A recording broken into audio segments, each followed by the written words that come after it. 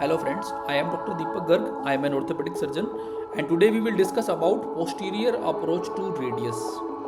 So this approach is mainly used for open reduction internal fixation of radial fractures. We can use it for delayed union or malunion. We can use it for exploration of the posterior interosseous nerve. We can use it in cases of infection or for taking a biopsy from the radius. So we keep the patient in a supine position with arm on the chest and we can use a tourniquet in this approach. And once we have done the painting draping, then we will mark the surgical landmarks, and for the surgical landmarks we will mark the lateral epicondyle of the humerus, we will mark the Lister's tubercle, and once we mark the landmark, then we will take the skin incision, and it is a straight incision from the anterior part of the lateral humeral condyle to the ulnar side of the Lister's tubercle. So once we take the skin incision, in cases of fracture we will take only the part of the incision which is needed to fix the fracture. So once we take the incision, then we will cut the subacute or the deep fascia in line with the skin incision. So once we do that, we need to understand some anatomy. So from the picture here we can see that the two muscles are coming from above the elbow joint and they are coming from the lateral humeral epicondyle. So these are the two muscles. So we need to just understand and know these name of two muscles.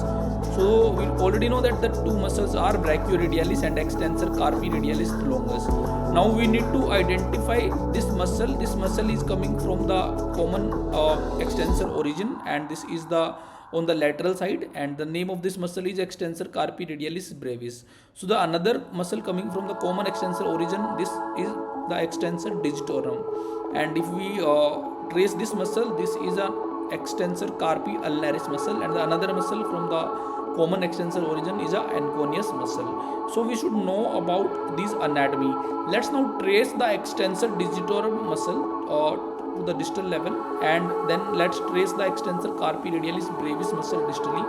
Now we can see that the two muscles are passing through these two muscles. So these are the two muscles, these are passing through these two muscles, and we can see that these two muscles are going to the thumb. So these are two are the deep muscles and going to the thumb, and the name of the two muscles are abductor pollicis longus and extensor pollicis brevis. So once we know this anatomy, so with the background, let's look at this picture again. So we identify the extensor carpi radialis brevis here, and we have identified the extensor digitorum here. Now we need to develop a plane. So now because we already know that the extensor carpi radialis brevis and extensor digitorum are easy to identify distally because the two thumb muscles are passing between these two muscles, so we can easily identify the plane. So we will develop a plane from distal to proximal. So we separate these two muscles, and by doing this we retract the two muscles, and we have exposed the distal or the deep part of the posterior aspect of the forearm, and we can see this anatomy here. And if we already know that this muscle going to the thumb, and this name of this muscle is abductor pollicis longus, and this muscle is extensor pollicis brevis. Now we have already exposed this middle third of the shaft of the radius. We can do procedure here, and if we look at the proximal part, this is the supinator muscle that we have exposed here. Now another muscle that we should know here is this muscle, and we can see that this muscle is lying medial to the extensor pollicis brevis muscle, and again if we trace this muscle, this is going to the thumb, and the name of this muscle is extensor pollicis longus. So we should be knowing this anatomy, and with this background, let's look. So we already know that this is extensor carpi radialis brevis, this is abductor pollicis longus, this is extensor pollicis brevis, and this is extensor pollicis longus. So now let's trace this extensor carpi radialis brevis muscle distally, and we can see that the tendon of this muscle is going behind the abductor pollicis longus and extensor pollicis brevis muscle. And if we trace the extensor pollicis longus muscle, let's look at this, and we can see that this tendon is going to the thumb, and we can trace it easily.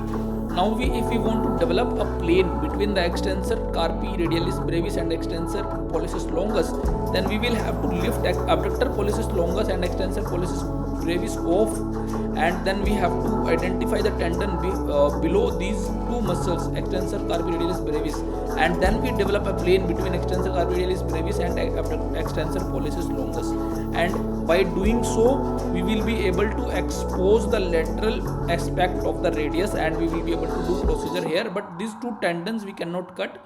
So the abductor pollicis longus and extensor pollicis brevis tendons we can lift, we can retract them, but these tendons will keep on coming in between, and these tendons may annoy us, but we will have to save these tendons.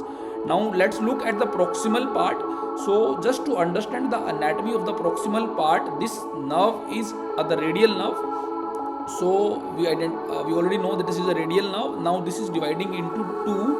So the anteriorly is the superficial radial nerve, and the posteriorly this is the posterior introosseous nerve, and we can see that the posterior introosseous nerve is passing between the two heads of the supinator, the humeral head and the radial head. And now this nerve is passing between the from the substance of the supinator nerve and then coming down, and distally if we look, this nerve is emerges out of the supinator about 1 centimeter proximal to the distal edge of the muscle. This is a landmark to identify the nerve. So once we know this anatomy of the posterior interosseous nerve, so let's look at this. So we already know this is a supinator muscle, the anterior is a superficial radial nerve, and the posterior is a posterior interosseous nerve. So we can do both the approaches. We can go proximally, identify the radial nerve, and then come distally. But I think we can go from distal to proximal. That will be easier because we have already opened this plane.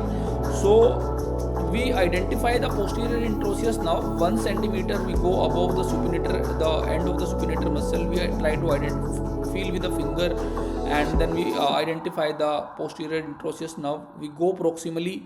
Then it is going through the substance of the supinator muscle. We dissect through the supinator muscle very slowly, and then once we cut the supinator muscle from above the level of the nerve, then we will be able to expose the proximal part of the radius, and this is the proximal part of the radius we will be able to expose, and then we will do fully supinate the arm, and we can do our procedures here, or we can just explore the posterior interosseous nerve. So this was about the posterior approach to the radius and exposure of the posterior interosseous nerve. So we will keep on making these videos. Thank you guys. Thank you very much.